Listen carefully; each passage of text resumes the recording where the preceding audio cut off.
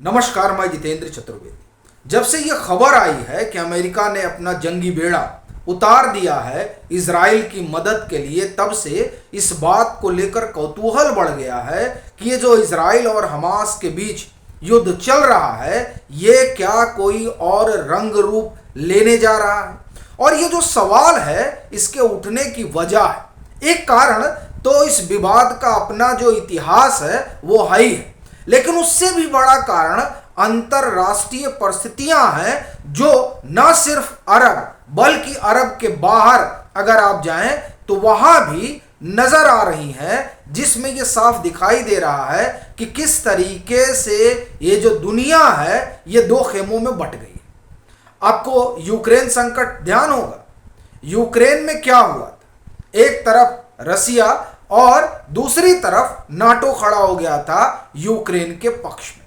तो क्या यहां उससे भी बड़ा कुछ होने जा रहा है?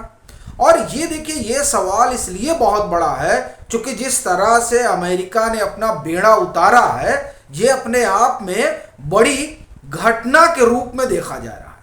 और फिर एक बात ये भी है कि यहां ये जो हमास के साथ युद्ध हो रहा है इसमें दरअसल हमास अकेला स्टेक होल्डर है ये भी नहीं माना जा रहा है, क्योंकि ये जो बेड़ा उतरा है इस बेड़ा उतरने के पीछे की कहानी वो क्या है उस पर भी हम लोग बात करेंगे, और बात इस हमास पर भी करेंगे जो खतरनाक आतंकी संगठन है। और स्वाभाविक तौर पर आतंकी संगठन के साथ तो कोई खड़ा हो नहीं सकता, और जिस तरह का विभत्स काम इस संगठन ने किया है उसके बाद तो इसकी निंदा करना कम होगा। दरअसल जो इजराइल कर रहा है वही ठीक तरीका है दुरुस्त करने का आतंकी संगठनों को, और उसमें हमास शुमार है। ये गाजा पट्टी वाला जो इलाका है उस पर इनका अपना कब्जा है। मैं कब्जा इसलिए कह रहा हूं क्योंकि जब यासिर अराफात का दौर हुआ करता था तो हमास वगैरह का कोई नाम लेवा था नहीं, या मैं कहूं कि इस तरह का इनका प्रभाव नहीं था। वेस्ट बैंक में अभी भी कोई खास प्रभाव हमास का नहीं है, वहां भी फतेह पार्टी का बोलबाला है, लेकिन गाजा में इनका अपना प्रभाव है।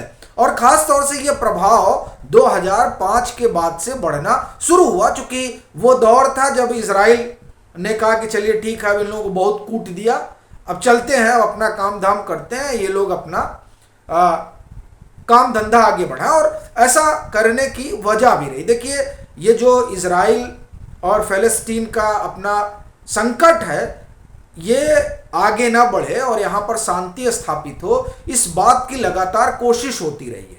और उस कोशिश में अब धीरे धीरे अरब राष्ट्र भी शुमार होने लगे थे, और उनको भी लगा था कि इस फसाद से कोई लेना देना नहीं है और अब इसको ज़्यादा बढ़ाने की ज़रूरत भी नहीं है। और इजराइल एक देश है ये मानना पड़ेगा। अब आप देखिए कि ज़्यादातर राष्ट्र यहाँ अरब राष्ट्र मानने को तैयार ही नहीं थे, इन लोगों की भ्रिकुटी तनी रहती थी इजराइल के ऊपर। अब ये देखिए ये कितना बड़ा विरोधाभास है।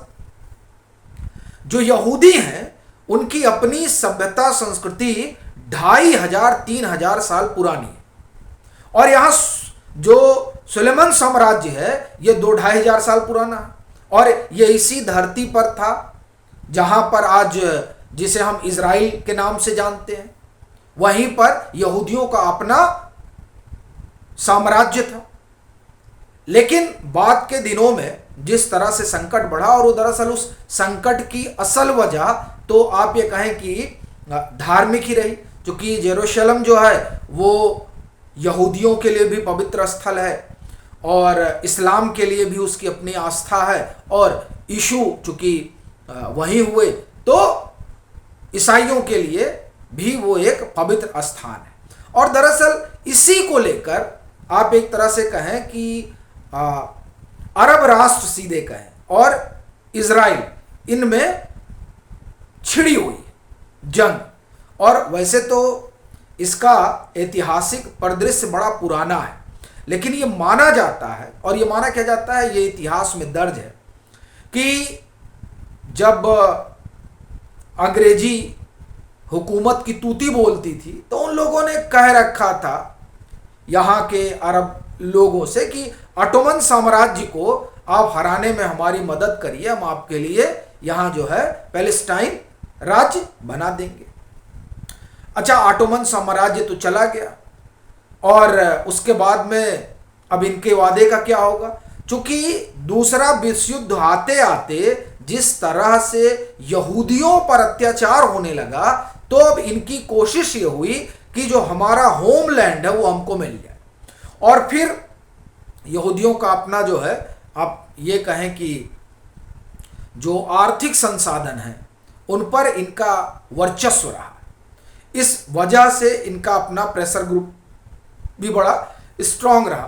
तो ऐसी परिस्थिति में फिर 1948 में जो है इजराइल बनता है। और अब ये जब इजराइल बनता है तो ये इनकी आंखों में, यानी अरब राष्ट्र की आंखों में खटकने लगता है। और फिर ये होता है किसी तरीके से अब इसको नेस्तो नाबूद कर दिया जाए। 9 बार ये कोशिश हो चुकी है और हर बार मुंह की खानी पड़ी है अरब राष्ट्र फलस्तीन इन लोगों को इजराइल से, क्योंकि इजराइल की अपनी जो है बड़ी चाक चौबंद और दुरुस्त व्यवस्था है। अब उसी कड़ी में आप ये कहें कि 10वीं बार है, लेकिन ये जो इस बार शुरू हुआ है ये दरअसल हमास, मैं तो यही मानूंगा कि हमास का एक तरीके से फ्रस्ट्रेशन है। और ये इसलिए कह रहा हूं क्योंकि ये जो अरब देशों में अब इस बात को लेकर परिस्थितियां बनने लगी थी कि हमें इजराइल को देश मानना पड़ेगा, और ये जो रोज रोज की बकठिकठी का उससे काम नहीं चलेगा, इसे बंद करो। और खास तौर से सऊदी अरब उस पक्ष में आकर खड़ा हो गया था। तो हमास को लगा कि अरे ये कैसे हो गया, ये सब लोग जब इजराइल को राष्ट्र मान लेंगे तब हमारा क्या होगा और इनका क्या होगा, ये सोचने वालों में हमास अकेले तो रहा नहीं होगा।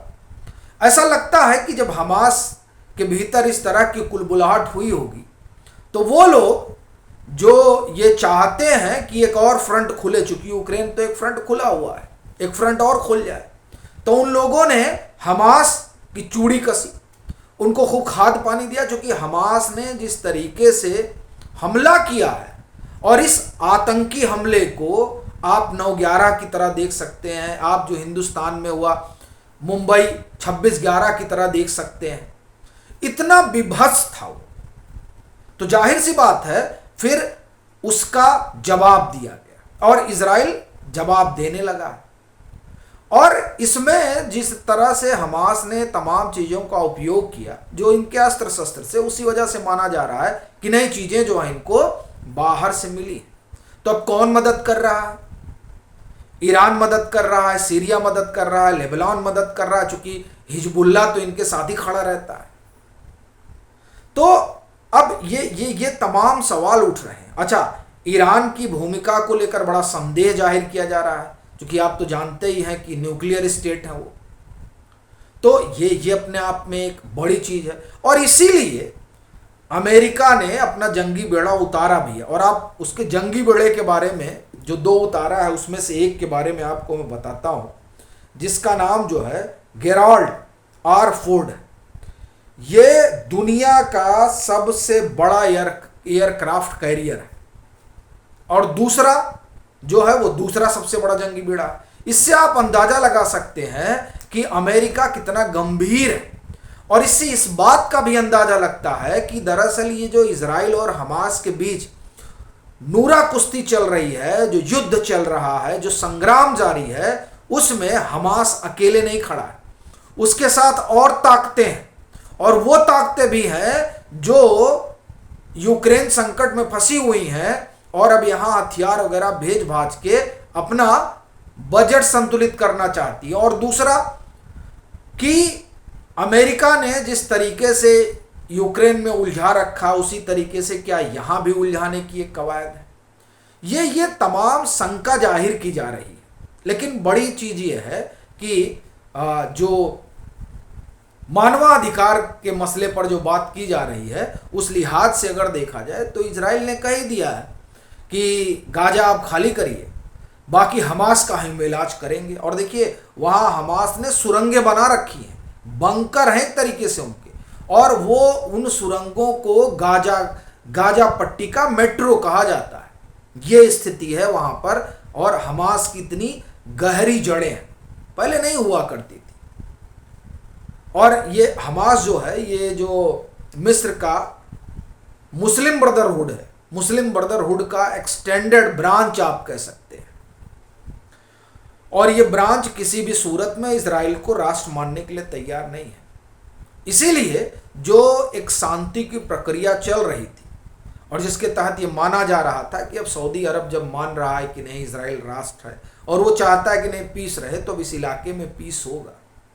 लेकिन वो पीस बहुत लोगों को नागवार गुजर रहा है, चूंकि उनके अपने यहाँ पर हित लाभ है। और इसीलिए ये माना जा रहा है कि अब परिस्थितियां यहाँ पर विभत्स हो सकती है। क्या होगा, कैसे होगा, वो सब देखने वाली बात रहेगी। अभी के लिए फिलहाल इतना ही। अगर आप मतांतर से नहीं जुड़े हैं तो जुड़ें, वीडियो को लाइक करें और खूब शेयर करें।